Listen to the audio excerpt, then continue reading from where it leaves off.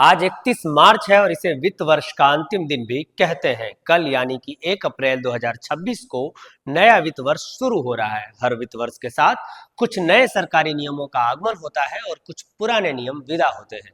हम आपको बताते हैं कि इस नए वित्त वर्ष में आपके लिए क्या-क्या नया हो जाने वाला है और क्या-क्या पुराना बदल जाने वाला है। नमस्कार, मैं हूं मुकुंद और आप देख रहे हैं जनपद।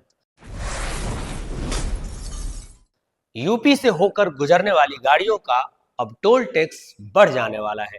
नेशनल हाईवे पर टोल दरों में 5 से लेकर 45 रुपए तक की बढ़ोतरी की गई है। फास्टैग के सालाना दरों में भी 75 रुपए तक की बढ़ोतरी कर दी गई है। पहले जो 3,000 लगते थे अब बढ़कर 3,075 हो गए हैं। साथ ही टोल प्लाजा पर कैश में भुगतान पूरी तरह से बंद हो जाएगा। अब आप सीधे फास्टैग के जरिए या फिर यूपीआई के जरिए ही भुगतान कर सकेंगे। मोटर व्हीकल एक्ट के बाद अब ओला और उबर कैब को यूपी में रजिस्ट्रेशन कराना जरूरी होगा। रजिस्ट्रेशन के 5 साल बाद रिन्यूअल कराना भी कंपलसरी है। अब नए नियम के मुताबिक बुकिंग कैंसिल करने पर यात्री और ड्राइवर दोनों को ही 10% पेनल्टी लगेगी। ड्राइवर का medical test, fitness test, police verification भी अनिवार्य कर दिया गया है। 1 अप्रैल से पैन कार्ड के वेरिफिकेशन में आधार कार्ड के एज को मान्यता नहीं दी जाएगी। इसके लिए या तो आपको बर्थ सर्टिफिकेट देना पड़ेगा या फिर हाई स्कूल मार्कशीट का डेट ऑफ बर्थ दिखाना होगा।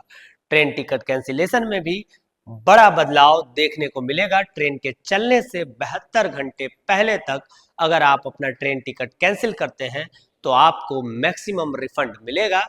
फ्लैट चार्ज काट कर बाकी का आपका सारा किराया वापस कर दिया जाएगा। वहीं ट्रेन के चलने के 72 घंटे पहले से लेकर 24 घंटे पहले के बीच तक यदि आप अपना ट्रेन टिकट कैंसिल करते हैं तो 25% किराया काट लिया जाएगा। वहीं अगर आप 24 घंटा पहले से लेकर 8 घंटे पहले तक टिकट कैंसिल करते हैं तो आपको 50% शुल्क कटवाना होगा। अगर आप ट्रेन चलने के 8 घंटे पहले के बाद कभी भी टिकट कैंसिल करवाते हैं तो आपको कोई भी रिफंड नहीं दिया जाएगा। और भी अनेकों बदलाव हुए हैं, जैसे कि गेहूं की एमएसपी बढ़ा दी गई है और जमीन रजिस्ट्री शुल्कों में भी बदलाव आया है।